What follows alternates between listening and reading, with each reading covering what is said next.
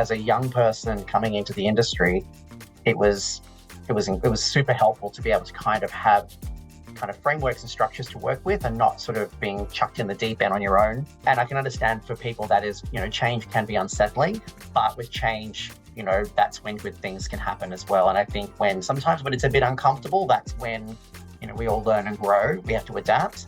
One of the biggest assets you can have in your career is your network, because they're the people who will help you when you need it, but they're also the people that you support and can help as well. Welcome to the Early Insights podcast, an opportunity to understand exactly what it takes to build a career in the data, research, and insights sector, and the many different ways to do so. I'm your host, Lewis Reeves, founder and CEO at Walr. And today we have a fantastic guest. In a world where agency M&A is becoming ever more common, today's guest has built a hugely successful career working at some of the largest and fastest growing agencies in our space. Matt Jorgenson, a big warm welcome. How are you doing? I'm well, Lewis. Thank you so much for having me on today. It's super exciting. You are our first guest that has been pioneering this incredible world, which I really feel like over the last 10, 15 years, M&A is a word that market research didn't really talk about much. And now it's everywhere. These mammoth groups are being built with great success overnight. So I'm very excited to unpack all of that. Right. Matt, we like to talk about sort of sliding doors moments on this podcast and understanding at certain points in people's lives why certain decisions have been made. And I want to go back only a couple of years for you to thinking about your decision for going to university. And I'm interested to unpack. We've spoken to lots of people on this podcast who've studied physics degrees and lots of different degrees. You have a degree that somewhat aligns to what we do in market research. So take me back to that time period, what you were thinking, and at that point in time, what you thought a marketing and management degree would bring you in your career. Yeah. Well, you're very kind to say it's only a short while. It's more like 25 years ago. But yeah, I think when I left high school, I always knew that I wanted to do something in business. I didn't really know exactly what. But I'd always been interested in the world of advertising and brands. And so it was more of a natural fit for me, I think, to kind of lean into that space from an academic perspective. And yeah, it was an area that my favorite subjects at university were definitely the marketing space. It was all about consumer behavior or tourism marketing and all of these kind of more, I guess you could call them a little bit more creative and psychology-based spaces. And interestingly enough, although I built my career as a quant researcher, I actually wasn't very good at stats when I was at university. It wasn't my strongest space. I was definitely more in the kind of big picture thinking side of things. So yeah, it was more just kind of a natural progression into that space. I had no idea at the time that I would end up in market research. That certainly wasn't the intention. It kind of, I think similar to many people's story, I kind of fell into market research after I finished uni.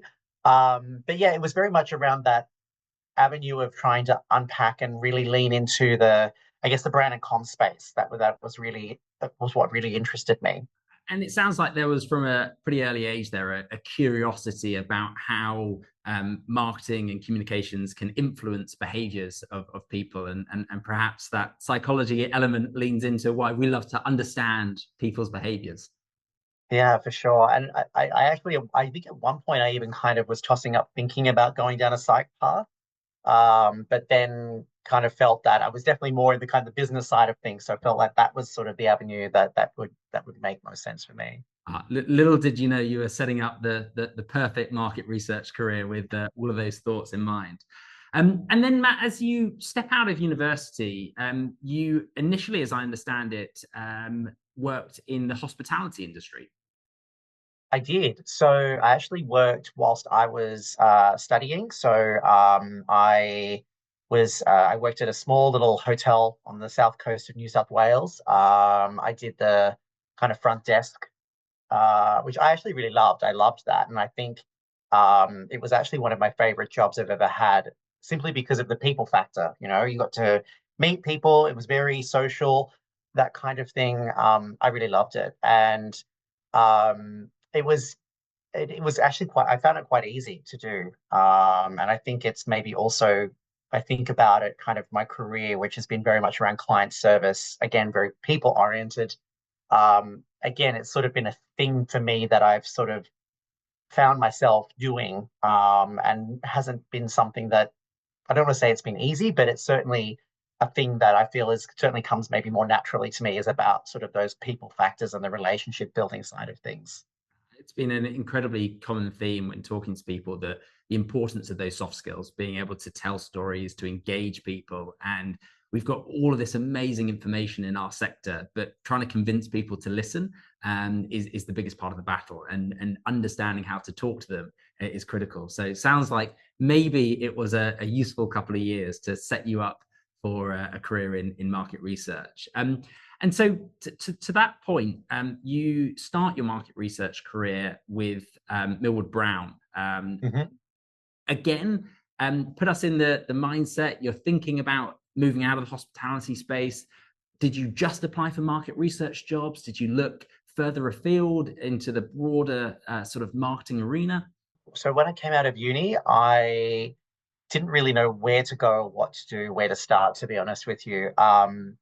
And so at the time, I was actually living in, I was working on the South Coast. I was living in Wollongong, which, for those who aren't familiar, is like a sort of satellite city about an hour and a half south of Sydney. Wanted to make the move into the city, but didn't really know what I was going to do. I actually ended up doing like an office temp job for about 6 months, where I was working for one of the universities in Sydney doing student admin, just so I could kind of get my feet on the ground in Sydney, find a place to live, all that kind of thing. And they actually offered me a role, to stay on permanently, actually working with them as part of their program to recruit international students coming to Australia. And I actually had that role offered to me the same day that I had the job offer from Millward Brown. So it was a little bit like this sliding doors moment. Which way do you go? And I mean, the Millward Brown job was was just really in the sweet spot for me. It was like working with really incredible brands. The people that I'd met there seemed amazing. It kind of ticked all these boxes. So it was definitely the avenue I ended up going. But how I found that role was a little bit of I guess it's a bit of a strange story because I came out of uni not knowing what I wanted to do. No, it was something marketing and brand related, but I was, as a lot of people coming out of uni didn't realize at the time, I was very naive at the time, started just applying for lots of things, saying, okay, well, let's just see what sticks. And the Millward Brown job came back. And when they asked me to come for an interview, because I had applied for so many different roles in different places, I actually started to lose track of which job was which. Yes. So when I turned up for the interview, I actually couldn't remember exactly which role it was that I was interviewing for. And I kind of figured it out halfway through the interview. I'm like, oh, it's this one, right? Okay. And maybe winged it a little bit, but managed to get through to second round and secure the role. But yeah, that was kind of my accidental entry into market research. It wasn't something that I actively pursued. I didn't even, I guess market research wasn't something that I had considered Yeah. as a career. I was applying for graduate positions at Unilever and the banks, and Yeah. I think I applied for a couple of like brand type roles and things like that. But yeah, it was very much a bit of like I just literally went out there and chucked it out there and see what actually came back and went from there. Yeah, and the Millward Brown thing was where it landed. Fantastic. And I guess perhaps with now the beauty of hindsight, what an incredible place to land. I can imagine from a Absolutely. market research education perspective, there are not many better in terms of teaching you the core principles. So maybe tell us a little bit about that journey, certainly the early days and what you were exposed to and the experiences that you had. Yeah. I mean, when you say it's a great training ground and a great opportunity, especially starting your career, you're 100% right. Like, I think even if I think about the people that I got to work with, people that I'm still in touch with today, has made some amazing friends there. But even senior mentors that again, even today, are still senior mentors for me.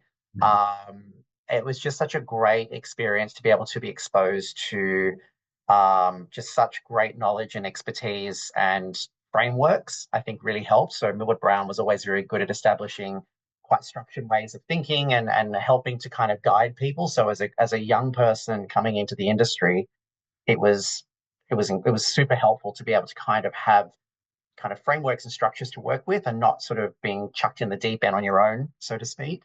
And it was also a space where they were not shy about putting junior people in front of clients. So from the very beginning, you were in meetings with very senior stakeholders, you were being exposed to quite big decision-making processes, all of that kind of thing. It was a really, really great foundation for a career. And as I said, part of it, it was also a lot of fun. You know, I made a lot of great friends there. I really enjoyed my time there. I ended up staying with Millward Brown for about 10 years. So it was definitely, you know, they were doing something right because they Yeah. stuck around. And Matt, Um, just to touch on one thing you mentioned there. So you spoke about that instant exposure to clients and being in meetings. Do you think that was a product of being in a satellite office, or do you think that was actually across the globe? That was a key approach that those guys had at that time? I don't know. I can't really speak for the other office. Well, I mean, I think it was definitely, I felt like in Sydney, we had a team at some point. I think our client service team there was around 20 to 30 people or something like that. So it was, you know, it's decent size, but it wasn't like hundreds and hundreds of people. So you definitely had a lot more flexibility, I think, because it just you weren't one of many hundreds of people. There was a everyone knew each other, everyone kind of knew what everyone was working on, that kind of thing.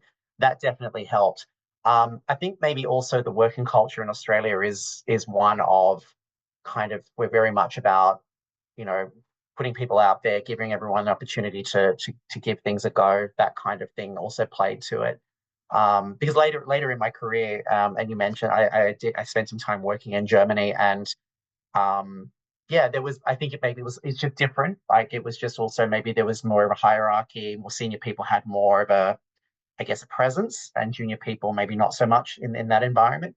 But yeah, when I started in Sydney, it was very much like I think in my first week I was in, you know, tracking presentations with marketing directors and, you know, all that kind of thing. So it's great. Fantastic. And Matt, you lead on to another potential benefit for working for a larger organization. They're global, and you know, lots of people have the opportunity within some of these organizations to go and experience other cultures and places of working.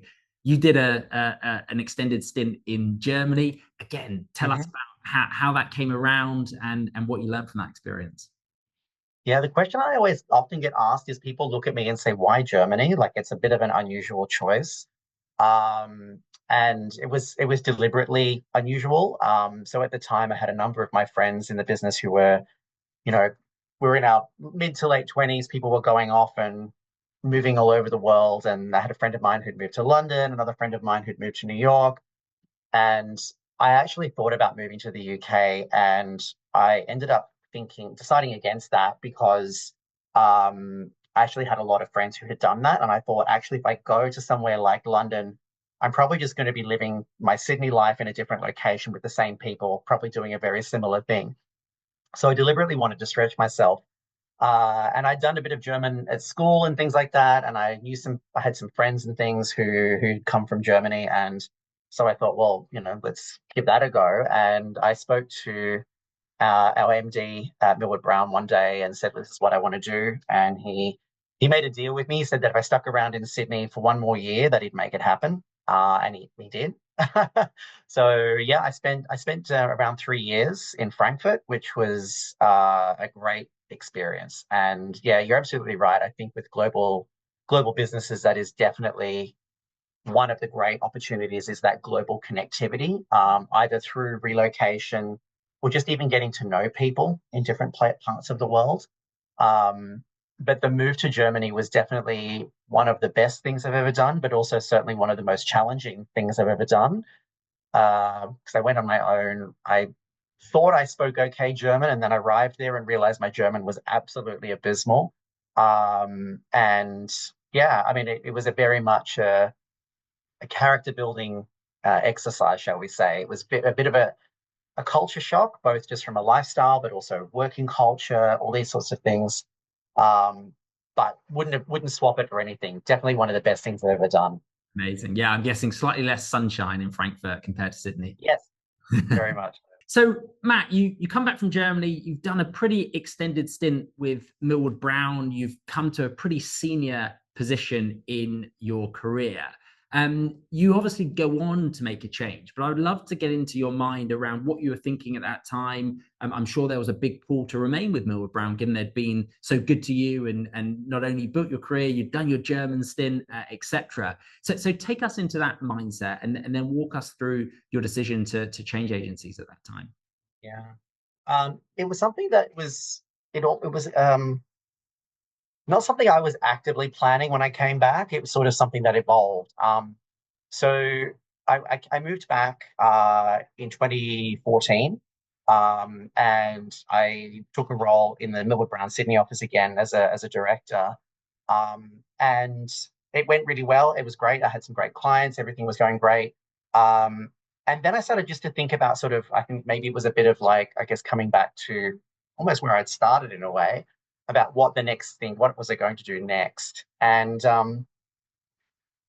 yeah, I ended up just doing a bit of exploration around the market and things and started thinking, well, maybe I'd spend all this time in a big global agency. I thought, well, why not give the small boutique a go and see what that was like. And so I ended up connecting with Erica, who was the founder of Direction First, which was a successful but small agency in Sydney.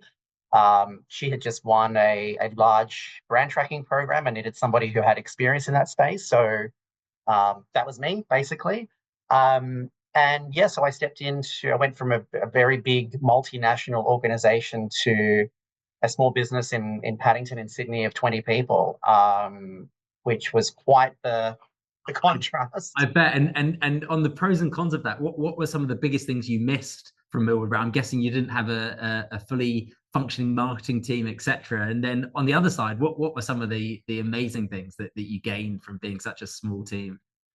Yeah, I mean, I think the biggest thing I missed was definitely some of that support network. Like, I was doing my own invoicing. We didn't have an IT department, so if the printer was broken, someone had to fix it. It is very much like it's an all hands-on kind of environment. The things that were great about it, though, were definitely the camaraderie in the team. So because it is so small, everybody really pitches in, and we all kind of rally together around those sorts of things. And I think, again, the opportunities as well, like in a small environment like that, you can really affect change quite quickly. You don't have I guess, the layers or the groups of discussion that have to happen in bigger organizations. There is, sometimes you give it a go and see how it goes. If it doesn't work real well, then you don't do it again and you try something different. So Fantastic. it's a very different environment. Both definitely have pros and cons, but for sure. And Matt, how long were you with the Direction First business before it was acquired into at the time the Insights consulting group? Yeah, so I joined in the October of 2015, and we merged with Insights Consulting. I think it was November or December 2017. Okay. So it was about around 2 years thereabouts Yeah. before we joined. And I'm aware now that this is becoming a more common space, and I know certainly people that love that environment and it's working really well can sometimes be a bit nervous, and it'd be great to sort of give us a bit of a feeling for what was going on in the office at that time, how it was being sold into you guys about the future, and what the realities were compared to what was told to you. Yeah. So what was Insights Consulting, now Humanate, we joined that group. It was actually a relatively straightforward transition, simply because we had actually been working with the Insights Consulting group for a number of years already. So we actually knew the people, we knew the tools, we were actually using the tools here in Australia. So we had a bit of a licensing agreement on some of the software and tech and things like that. So it was not like a cold start, if you like. We actually already had a lot of connection and understanding. So when it was shared and announced, actually people were quite excited about it because it was more like a natural connection. It didn't feel as though it was, no one was surprised or shocked. I mean, maybe they were surprised, but it wasn't, I don't think there were any real like major concerns. And at the time when the deal was done, some of the global leaders from Insights Consulting were here in Sydney, met with the team. There was a lot of Q&A and discussion, and all of that. So I don't think it was, I don't think any people weren't worried about it per se, put it that way. And because I think the things that's really important in those things is a culture fit. So um, when two agencies are coming together, often I think what can make or break that is there a cultural alignment between those two groups. And with Insights and with Direction First back in those days, it was definitely a cultural alignment. So we had very similar values as teams and business, and so it actually worked out really well from that respect. And I guess going from that, what were some of the real benefits that came to light? Were there, global clients that came down to the region because of that, and other components? Yeah, so there have been many benefits. So it's been a number of years now, and so a lot's changed over those years. Like in the early days, I think it took a while. Like it was very much still like, yeah, the branding changed, but it was still a little bit almost like status quo in terms of we didn't really the day to day didn't change overnight. Like there was definitely some change and there was evolution. But some of the things and we've since rebranded the business. So what was Insights Consulting is now Humanate. um, but in terms of access to global clients, so now these days, the team and some of the team members who were here at the time of that acquisition are still with us. Those team members are now working as part of regional and global account teams, working on clients that are based in various parts of Southeast Asia, and they've got colleagues here in Sydney, but they're also working with colleagues in Singapore or in Hong Kong, working collaboratively on a single piece of work. So that's definitely that opportunity to work on regional and global projects was definitely one big thing. The connectivity with other people. So we've had people who have, yeah, we've had people transfer into Sydney and come and work here from other parts of the world. We've had other people go out into other offices. We've had opportunities to join like global and regional team building and strategy planning sessions in Belgium, in Hong Kong, like places like that. Um, we've also had the infrastructure. I think some of the other things like access to global thought leadership, content that is being developed by some really incredibly smart business people around the world who are funneling content together that is then being cascaded in the business that we can then take to clients. Real leading edge thinking when it comes to things like AI, leading edge thinking about when it comes to what we're doing in the realm of consumer empathy and online communities, all of those sorts of emerging and growing spaces. We have a really great network of people in the business who can help us to bring world-class content and thinking without having to do it all on our own. So that's a huge, huge benefit. That's really accelerated our ability.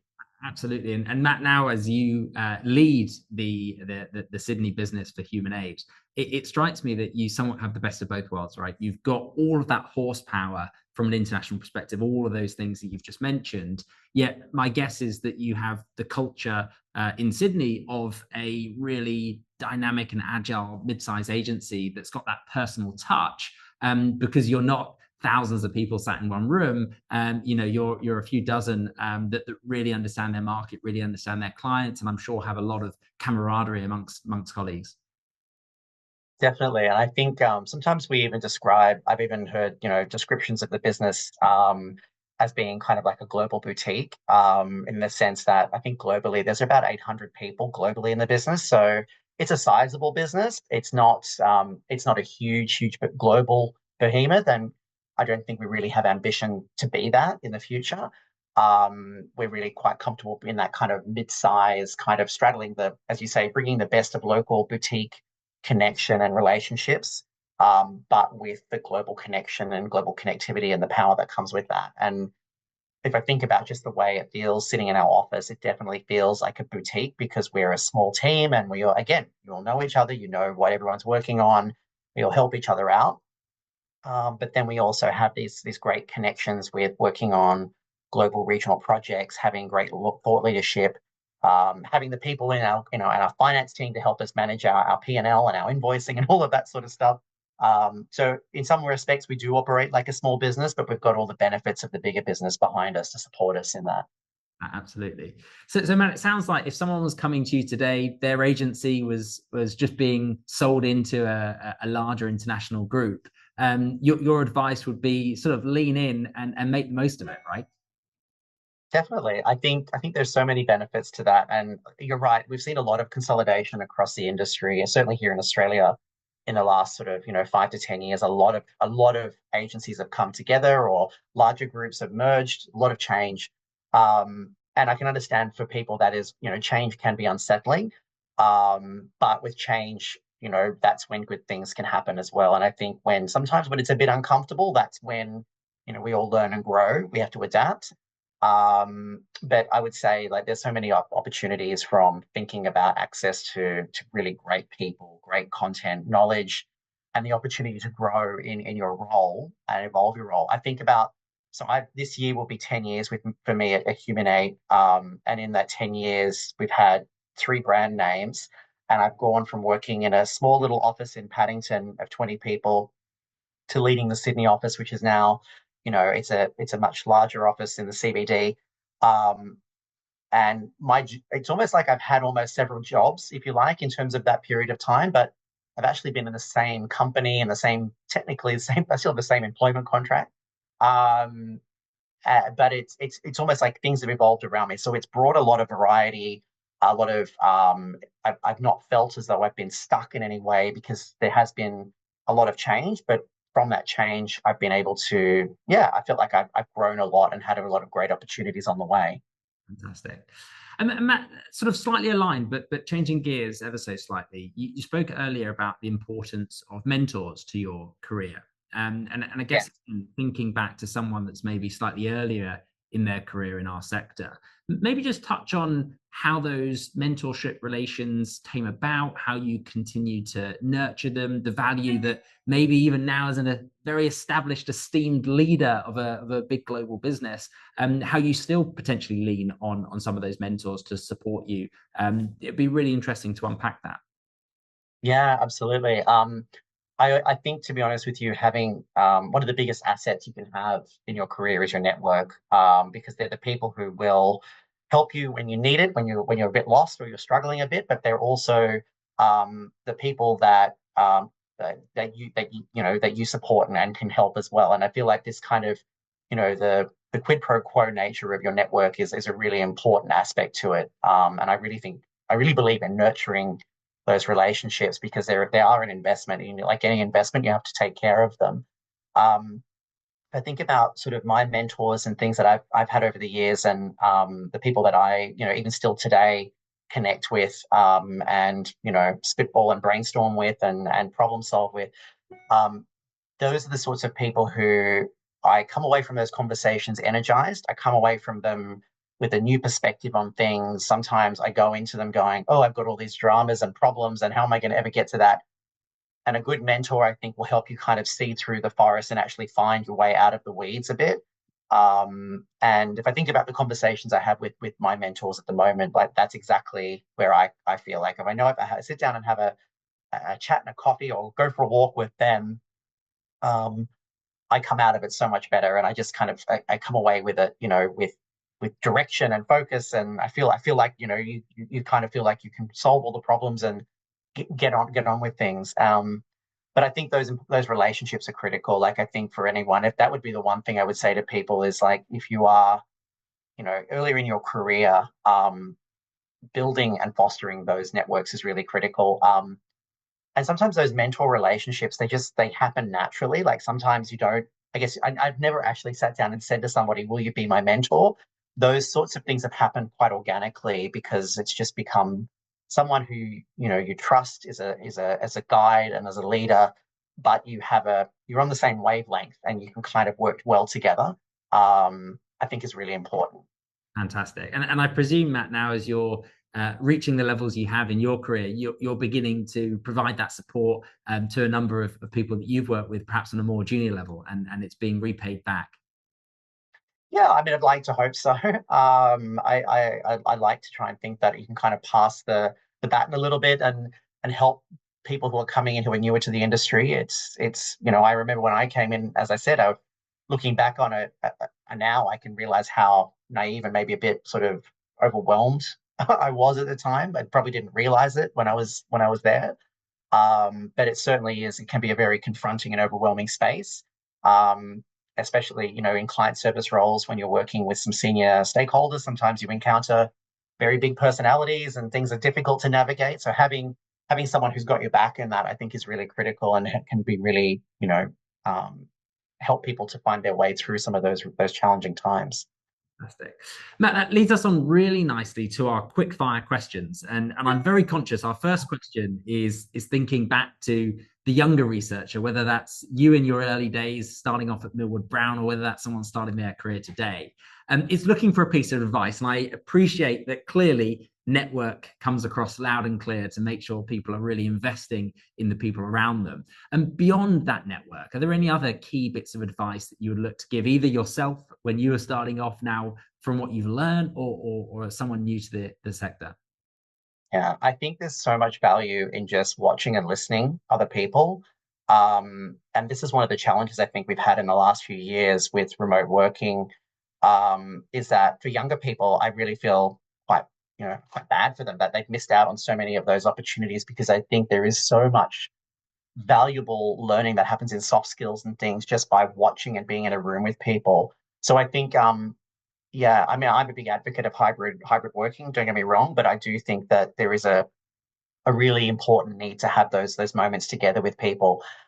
So I would say, yeah, watch, listen, like look at the cues, look how people stand, how they talk when they're presenting or engaging with clients. Like you can learn so much just from observing people. And I think there's a lot to gain from that. Absolutely. We talk a lot about the value of the water cooler chats. You don't quite Yes. realize when you're having them, but actually when you look back at your career, there's some quite pivotal bits of advice that you pick up in those moments.